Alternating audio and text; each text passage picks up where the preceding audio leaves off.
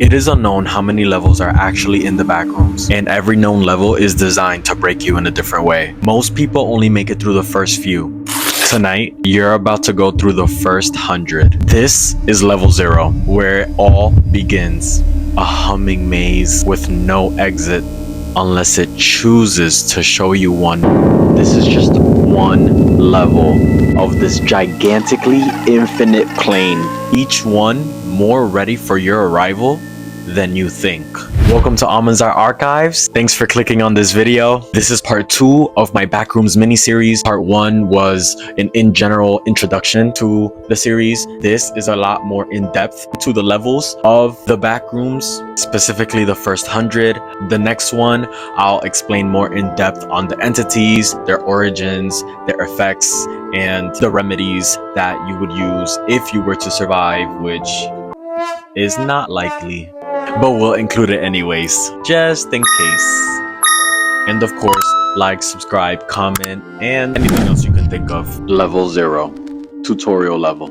This level is mostly empty, mostly a beginner level with few entities. This level is generally still and devoid of life, and usually the main entrance to the backrooms.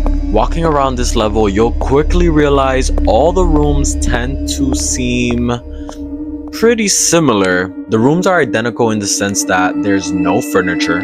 All of them have yellow wallpaper, damp carpet. You might notice the irregular placement of the fluorescent lighting. Oh, and also the buzz that comes with the light bulbs. Many have investigated the buzzing noise that comes from the fluorescent lighting, but none have come to a conclusion about where the sound originates from. So not something to keep in mind or think about for too long, but definitely something you'll notice. In some area, the buzzing gets super loud and disorienting. You can't even hear your own thoughts.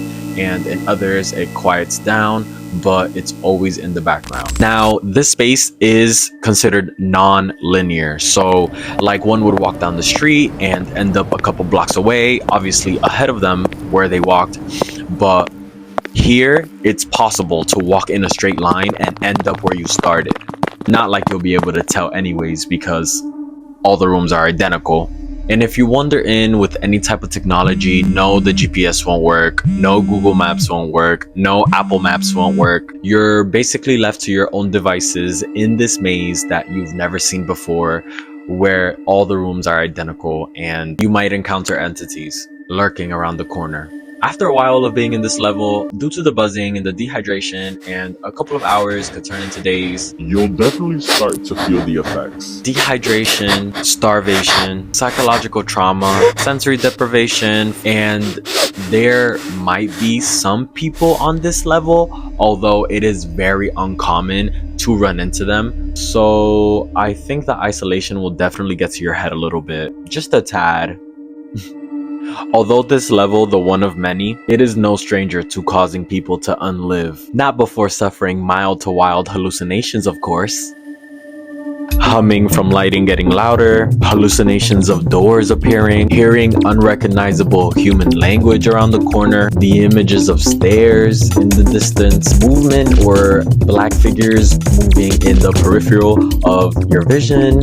Although many are confirmed to unlive due to this level, no corpses are ever found, and it seems to generally clean up after itself. Level 1, Habitable.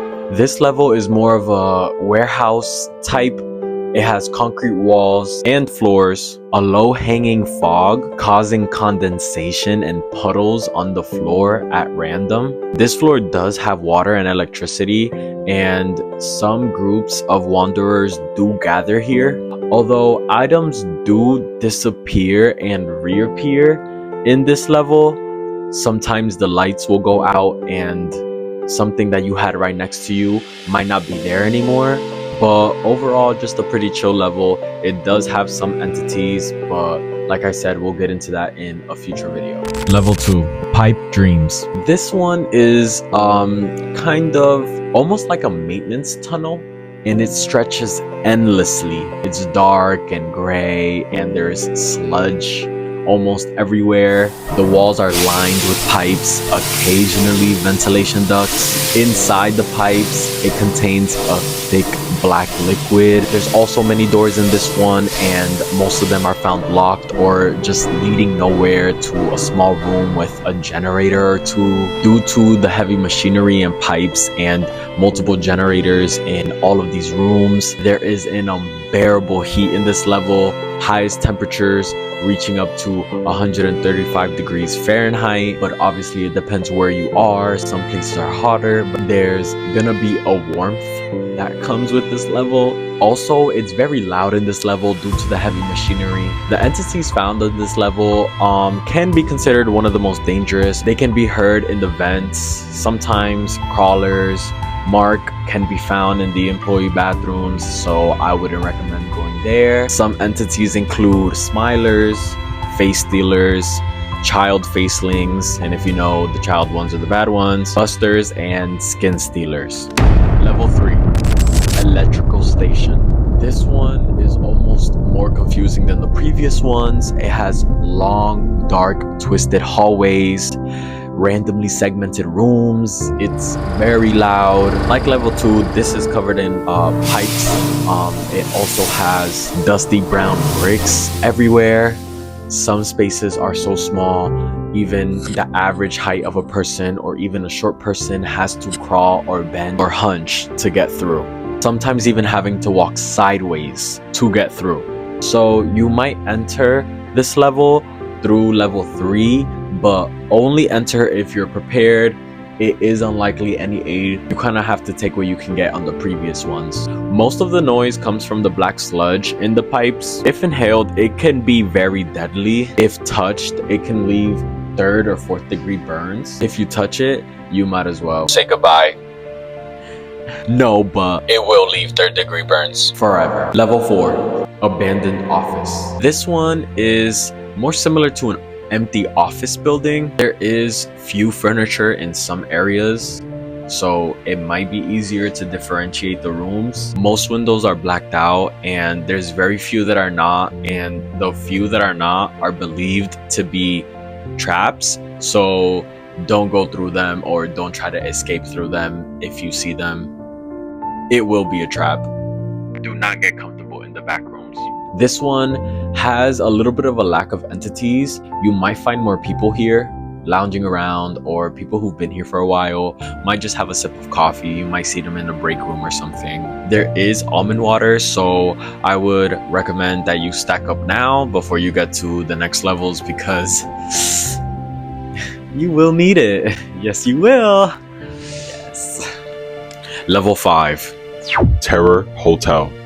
So this seems to be an endless hotel complex, seemingly built around 1930, but the furniture dates back to as far as 1920s. This place is absolutely maximalist dream. It's littered with decoration, especially in the main hall, being the most populated area. This level tends to keep itself mostly clean. There's very little dirt and grime in this level. It seems to clean itself. If any drinks are spilled, after a few minutes it will seem to have cleaned itself up with no cleaner in sight. Jazz plays quietly in the background here through vintage speakers and turntables hooked up to a sound system. In some rooms you might hear distant party chatter on the other side of the wall. When you check, no one will be there. Most wanderers do claim to feel an unseen presence following them, although I wouldn't know. And I don't care to find out. Level 6, lights out.